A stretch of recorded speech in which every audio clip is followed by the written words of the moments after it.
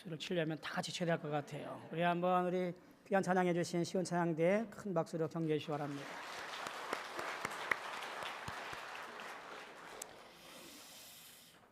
연일 날씨가 굉장히 무덥습니다. 야외 활동 조심하시고요. 한낮에는 그늘에서 쉬시는 것도 좋겠다 생각이 되어집니다. 건강 잘 챙기시는 그런 여름살이가 되어지기를 소망합니다. 사람의 일평생을 가만히 보면 뭔가 기다리고 기대하며 사는 것이 우리 인생이 아닌가 하는 생각을 해보게 되어져요. 어린아이들은 일 나간 엄마 아빠를 기다리며 하루하루를 보내게 되어지지요. 우리 청소년들은 지금 열심히 공부해서 내 미래에 대해서 막 기대를 하고 있습니다. 고3 학생들은 이제 캠퍼스에서 5월을 기대하든지 혹은 사회에서 첫 직장을 기대하든지 그런 기대감으로 젊은 나날들을 준비하고 있고요. 대학 4년생, 4학년생들은 좋은 직장 취업할 것을 손꼽아 기다리고 있을 것이라고 보여지기도 하고요. 또 그 사이 군대 간 남학생들은 뭘 기다릴까요? 제대를 기다리겠지요. 연인을 기다리고 결혼을 꿈꾸고 평안한 가정을 기다리는 것이, 기대하는 것이 아마 우리 젊은 청년들의 소망일 거라고 생각이 되어집니다. 중년들은 기다림 없을까요? 아니요. 중년들도 기다리지요. 뭘 기다리나요? 내가 하나님의 계획대로 평안하여지기를, 풍요로운 삶을 기대하면서 살아가는 것이 아마 우리 중년들의 삶의 모습일 거라고 보여집니다. 노년의 삶도 마찬가지잖아요. 하나님 부르시는 그날까지 건강하게 이 땅을 잘 살다가 주님 부르실 때에 복되고 행복한 죽음을 맞이할 수 있도록 하는 것이 노년의 기다림이 아닐까 생각이 되어집니다. 어쩌면 이런 기대가 있어서 오늘 내가 살아갈 힘이 있는 것 같습니다. 그런 기대도 소망도 없으면 그저 매일매일 절망 속에 살게 되어지지요. 아마 그런 기대가 없는 젊은이들이 계속 골방으로 은둔형 외톨이가 되어지는 것이 오늘날 큰 사회 문제인지도 모르겠습니다. 우리 기독교인들은 예수를 구세주로 믿는 사람들이에요. 이 말은 무슨 얘기냐면 예수가 나를 구원했으니 영생의 소망을 기대하며 살아가는 사람들, 그게 누구냐면 오늘 저와 여러분들, 예수 믿는 기독교인들, 십자가 은혜로 살아가고 있는 저와 여러분들이라 그런 거예요. 근데 이런 믿음과 기대는 어떻게 우리가 알 수 있을까라는 것이 중요하지요.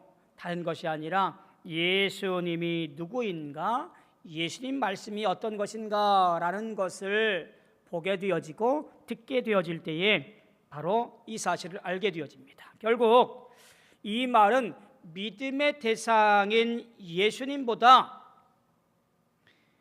믿는 주체인 나에게 치우치다 보니 이런 사실들을 전혀 관심 없던가 혹은 왜곡하던가 잘못 알고 잘못 기대하며 살게 되는 그런 우를 범하게 되어집니다. 우리가 하나님 말씀에 집중을 하고 하나님 말씀에서 말하는 것들을 잘 이해하고 들어야 하나님의 뜻을 바로 알고 그 뜻에 합당하게 살아가게 되어질 줄로 믿습니다. 자, 오늘 말씀 보면 마가복음 4장에 나오는 이 네 가지 비유의 말씀을 연거푸 보게 되어집니다. 우리 첫 번째 비유는 씨 뿌리는 자의 비유이지요. 아마도 익숙한 말씀입니다. 그지요? 네 가지의 땅에 뿌려지는 씨에 대한 이야기이고 또 좋은 땅에 뿌려진 이후에 30배, 60배, 100배의 결실을 얻게 되어지는 내용이지요. 결국 이 씨, 즉 말씀이 뿌려지는 땅에 따라서 어떻게 열매를 맺을 수 있을까에 대한 이야기를 보게 되어지는 것이 첫 번째 비유이고요. 두 번째 비유는 등불에 대한 비유입니다. 즉 감추어지는 것이 없이 다 드러나게 될 것이라는 것에 대한 비유가 두 번째 비유인 것을 보게 되어집니다. 그리고 오늘 우리가 본문으로 삼은 말씀에 나오는 두 가지 자라나는 씨 그리고 겨자 씨 비유에 대한 이야기를 보게 되어져요. 이 세 번째, 네 번째 비유를 잘 보면요, 어떻게 무슨 특별한 철학이나 혹은 이해 못할 말이 없음을 보게 되어져요. 아주 평이하고 누구나 볼 수 있고 이해할 수 있는 말씀이 오늘 세 번째, 네 번째 오늘 본문의 말씀입니다. 이 비유들을 가만히 보면서 그런 생각을 해보게 되어지는데요, 예수님께서 왜 이 비유의 말씀을 하실까라고 하는 것에 대한 근본적인 궁금증이에요. 왜냐하면 이 비유를 말씀을 할 때마다 묘한 말씀을 덧붙이기 때문에 그렇습니다. 자, 11절과 12절에 보면 이런 말씀을 하세요. 이르시되 하나님 나라의 비밀을 너희에게 주었으나 외인에게는 모든 것을 비유로 하나니 이는 그들로 보기는 보아도 알지 못하며 듣기는 들어도 깨닫지 못하게 하여 돌이켜 죄 사함을 얻지 못하게 하려 함이라. 달리 말하면 비유를 통해서 알아듣기 힘들게 이해할 수 없도록 비유로 말씀하신다는 거예요. 비유로 말한다고 하는 것은 조금 더 이해하기 쉽게 알아들을 수 있게 편하게 해야 되는 것이 비유인데, 주님의 말씀은 이 비유를 통해서 뭔가 더 꼬이게 하고 있다는 거예요. 사람들이 알아듣지 못하도록 비유를 말하고 있고, 더욱이 구원받지 못하도록 하기 위해서 비유로 말씀하신다라는 이야기예요. 쉽게 말하면 저들이 심판을 받아야 된다라고 하는 거지요. 저들이 누군가요? 예수님 가르침을 적대시하는 사람들입니다. 오늘 말씀 34절도 보면 이렇습니다. 비유가 아니면 말씀하지 아니하시고 다만 혼자 계실 때에 그 지도들에게 그 모든 것들을 해석했다라고 말씀을 하셔요. 보통의 사람들이 말씀을 듣지 못하도록, 오해하도록, 이해하지 못하도록 만들고 따로 제자들만 불러 모아서 내가 왜 이렇게 말했는지 아느냐라고 설명해 주었다라는 이야기예요. 도대체 왜 이런 말씀을 하고 계실까라는 궁금증이 들어요. 오늘 이 말씀을 가만히 보시면 두 비유의 시작은 이렇습니다. 하나님의 나라는 이러이러하다, 그렇게 시작을 해요. 씨 뿌리는 비유나 겨자씨의 비유 마찬가지로 하나님의 나라는 이러이러하다라고 설명을 합니다. 그러니까 지금 이 두 비유의 키워드가 뭐냐면 하나님 나라라는 것으로 이해가 되어지지요. 첫 번째 나오는 자라는 씨 비유를 가만히 볼 때 우리는 이 말씀을 통해서 무엇인가 알 수 있는 것을 보게 되어지지요. 이 씨 뿌리는 자라나는 씨 비유를 가만히 보면 하나님 나라는 즉 사람이 씨를 땅에 뿌림과 같다라고 말합니다. 여기 나오는 몇 가지 단어들 있잖아요. 사람, 씨, 땅, 뿌려지다. 뒤에 보면 그것이 자라나다, 그리고 때가 이르렀다라는 말씀으로 연관되어짐을 보게 되어져요. 유기적으로 연관되어서 그것이 자라나 열매를 맺게 되어지는 신비로운 것들을 보게 되어집니다. 그런데 여기서 이런 말을 해요. 농부가 씨 뿌린 사람이 그것이 언제 그렇게 자라서 싹이 나고 이삭이 맺히고 그것이 충실한 곡식이 되는지 그때를, 그 과정을 알 수 없다라는 이야기예요. 작물 많이들 심어 보셨지요? 저도 우리 집 옆에 매일 나가서 상추가 크는 것을 보고요, 그리고 포도송이가 익어가는 것을 보아요. 근데 언제 얼마큼 자라는지를 확인할래야 확인할 수가 없어요.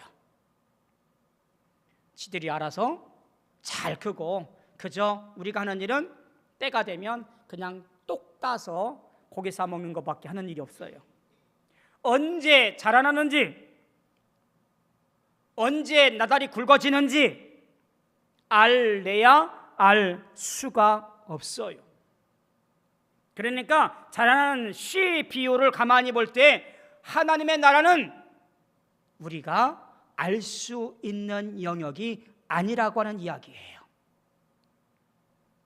하나님의 나라는 하나님께서 섭리하시는 나라, 하나님께서 계획하시는 시간, 그것이 성경이 고백하고 있는 하나님의 나라 개념이에요. 이거를 기억하시고요, 두 번째 겨자씨 비유를 보도록 할게요. 겨자씨 비유를 가만히 보면 두 가지를 살펴보셔야 돼요. 하나는 뭐냐면 겨자씨 한 알과 같다라고 설명을 하는데, 이 겨자씨가 말하는 것이 무엇이냐면 첫 번째가 겨자씨는 모든 씨보다 작은 것이다라고 하는 거예요. 이 작다라고 하는 이 표현의 말을 잘 보시면 우리가 눈으로 확인하고 눈으로 신비한 것을 가늠하고 그 눈으로 어떤 것들을 계획하시는 것이 아니라는 이야기예요. 유독 작아서 우리 눈으로 보이지 않을 만큼의 모습, 그것이 하나님의 나라가 갖고 있는 것임을 보게 되어집니다. 마치 중요한 것은 볼 수 없는 것과 같이 겨자씨는 그런 것이어서, 작은 것이어서 우리가 그것을 어떻게 확인할 수 있는 것이 아니다라고 하는 것이에요. 또 한 가지는 그것이 자라나서 모든 풀보다 커지며 그 가지를 내어서 거기에 공중의 새들이 깃들일 만큼 된다라고 하는 것이지요. 겨자 씨는 그렇게 나무로 자랄 만큼 크지 않아요. 야생 풀이었을 아마 그 당시에는 우리가 볼 때 그것이 뭐 겨자가 무슨 다년생 나무가 되는 것도 아닐 때 그렇게 클 수 있을까라고 싶지만, 성경학자들 즉 식물학자들이 볼 때 그 당시 팔레스타인 지역의 이 갈릴리 호수 지역이지요, 물이 풍부한 갈릴리 호수 지역에서 겨자씨는 다른 어떤 풀들보다 곧게 크게 자라난다고 그래요. 그래서 어떤 것들은 혹여 약 3m까지 크는 겨자 나무도 있었다고 그래요. 그래서 멀리서 보면 겨자 나무같이 보인다고 그래요. 거기에 새들이 깃들인다라는 이런 은유적인 표현을 사용하고 있습니다. 이를 통해서 내가 알 수 없는 세상, 내가 신경 쓰지 않는 것이지만 그것이 언젠가 자라나서 나에게 영원한 안식을 가능하게 하는 신비로운 것이라고 하는 것을 나타내 보이고 있습니다. 그것이 하나님의 나라라고 하는 거예요. 이런 의문이 들어요. 예수님은 사람들에게 왜 이 하나님 나라가 이러한 것이다라고 말씀하셨을까? 4장에 바로 앞에 나와 있는 말씀이 무엇이냐면요, 예수님의 가족들이 찾아와요. 어떤 소문이 퍼졌냐면 당신의 아들이, 당신의 형제가 미친 것 같다. 아무래도 사단의 괴수인 바알세불에 잡혀서 지금 귀신 들린 사람으로 살고 있다, 이런 소문이 퍼졌어요. 그래서 어머니와 형제들이 아들과 형을 붙잡아 가기 위해서 말하자면 예수님의 사역하는 그곳에 당도한 거예요. 제자들이 전가를 보냅니다. 주님, 당신의 어머니와 형제들이 왔습니다. 예수님께서 우리가 볼 때는 매몰차게 말씀하시잖아요. 누가 내 형제며 누가 내 어머니냐.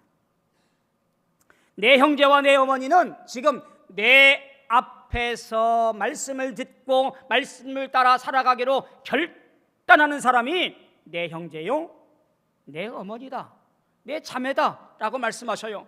그리고 이어지는 말씀이 바로 오늘 우리가 보고 있는 네 가지 비유의 말씀이에요. 그러면서 거기에서 하나님 나라의 이야기를 전하고 계신 거예요. 도대체 무엇을 바로잡으려고, 무엇을 말씀하고 싶으셔서 바로 이어서 비유로 말씀하셨을까라고 하는 거예요. 키워드인 하나님의 나라에 집중해 보도록 합시다.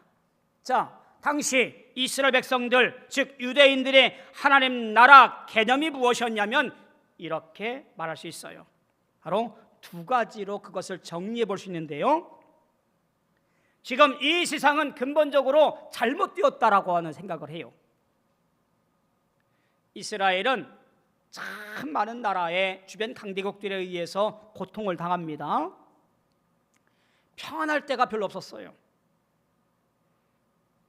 늘 침략해오고, 늘 빼앗기고, 늘 어수선하고, 이런 사람들, 저런 나라들에 의해서 그저 바람잘 날 없는 나라가 이스라엘이잖아요. 결정적으로는 기원전 587년 바벨론에 의해서 나라가 완전히 망합니다. 예루살렘이 함락되어져요. 급기야는 많은 사람들이 바벨론으로 포로로 잡혀가는 신세가 되었던 것이 그들의 역사예요. 그곳에서 하나님 나라에 대한 개념을 다시 한번 설정을 하면서 이런 잘못된, 왜곡된 저 바벨론의 모습에서 우리가 해방되어져야 되는 그날, 바로 그것이 하나님 나라, 하나님의 놀라운 통치가 이루어질 것임을 갈망하게 되어집니다. 즉 바벨론은 적이고 잘못된 나라고 부패한 민족이기에 정의롭지 못하고 그리고 공평하지 못하니까 하나님의 나라, 즉 다윗 시대와 같은 강력한 나라가 회복될 것을 고대하고 기대하게 되어져요.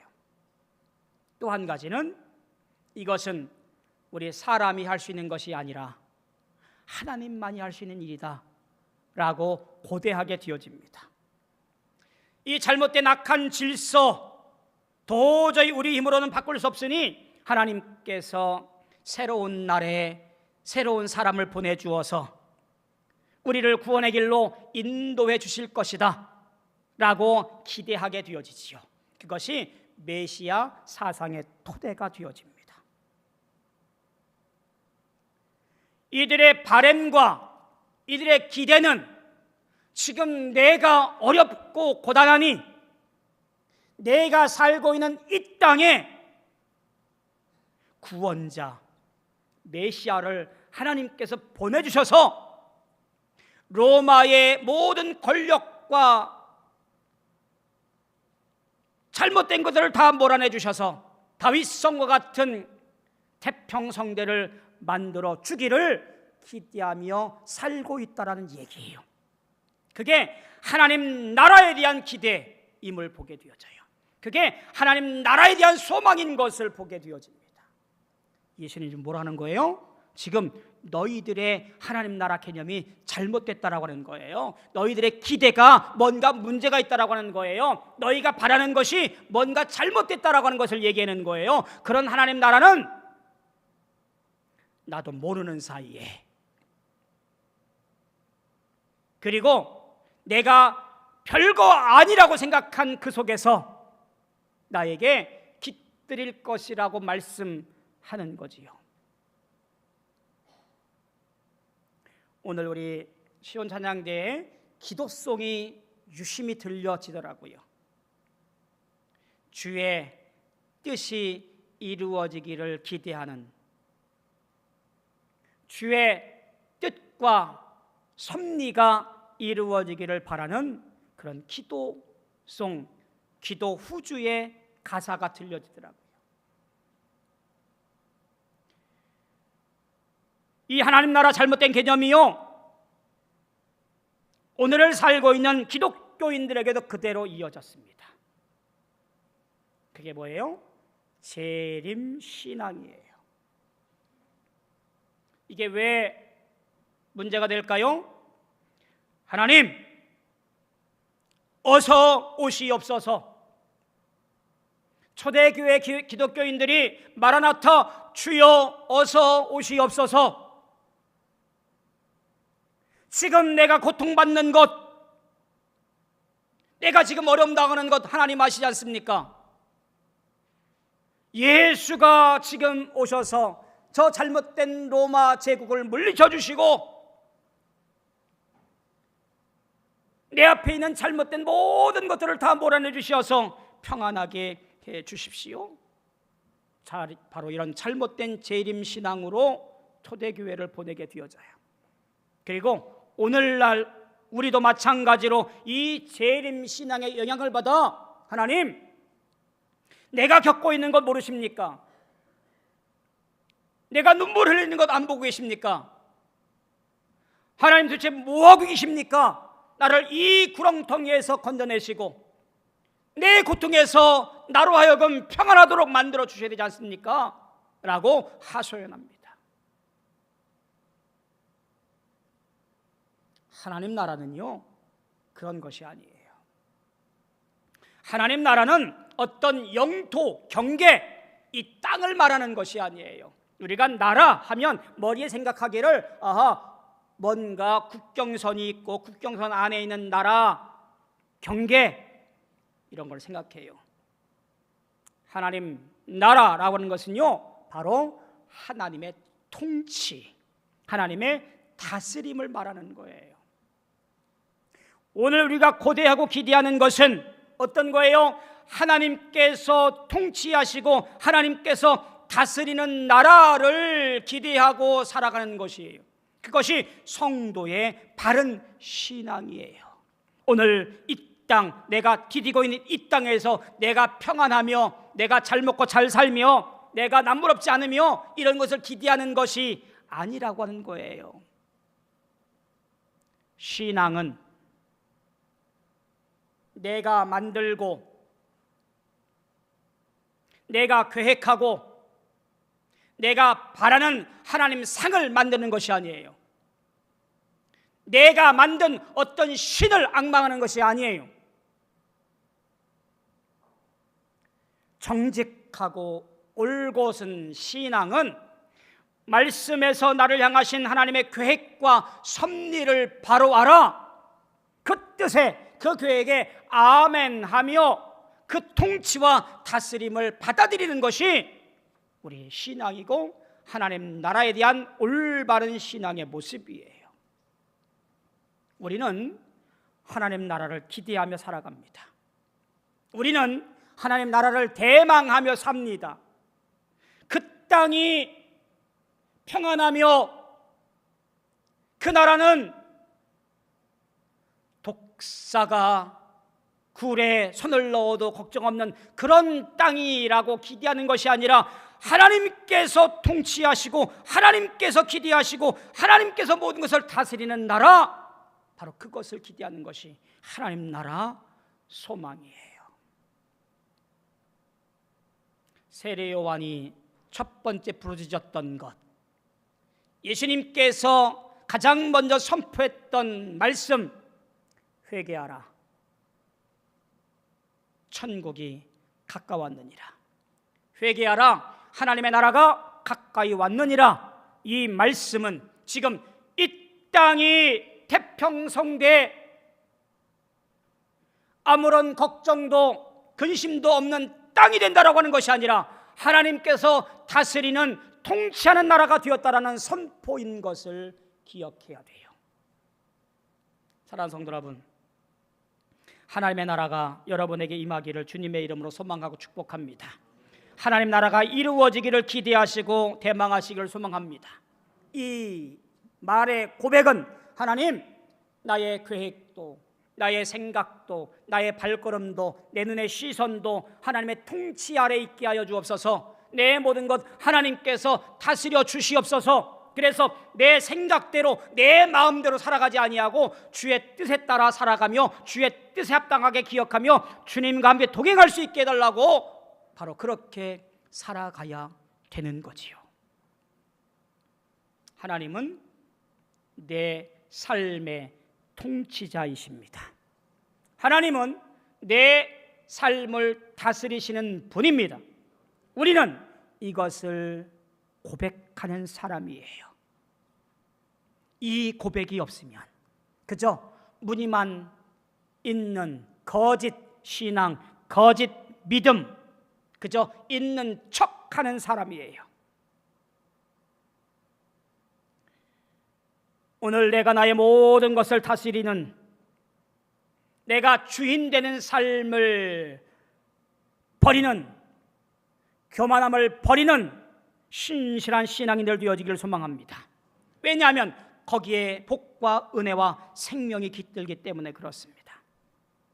진정한 하나님 나라는 하나님께서 주시는 기쁨과 평안을 누리고, 그리고 하나님이 다스리시고 하나님이 주인 되시는 나라입니다.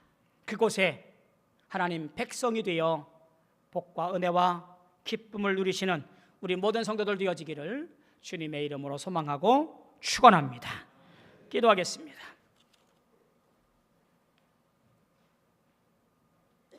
주님 감사합니다. 하나님의 은혜 가운데 믿음으로 살아가며 십자가 바라보고 신앙생활을 한다지만 여전히 내가 나의 주인 되어 나의 나라, 나의 왕국을 만들고 있는지도 모르겠습니다. 또한 하나님 나라에 대한 것을 잘못 이해하여 잘 먹고 잘 살기 위한 신앙으로 변질되지 않았나 하는 고민도 해보게 되어집니다. 주님, 우리에게 은혜를 더하시고 지혜를 더하시고 깨달음을 더해 주옵소서. 하나님의 나라를 대망하는 우리들 하나님께서 통치하시고 하나님께서 다스리는 나라 안에서 주의 뜻을 따라 믿음 생활해 가며 평안과 기쁨을 누릴 수 있는 주의 자녀 되어지게 도와 주옵소서. 하나님 나라에 하나님 백성으로 살게 하여 주시옵소서. 예수님의 이름으로 간절히 기도하옵나이다. 아멘.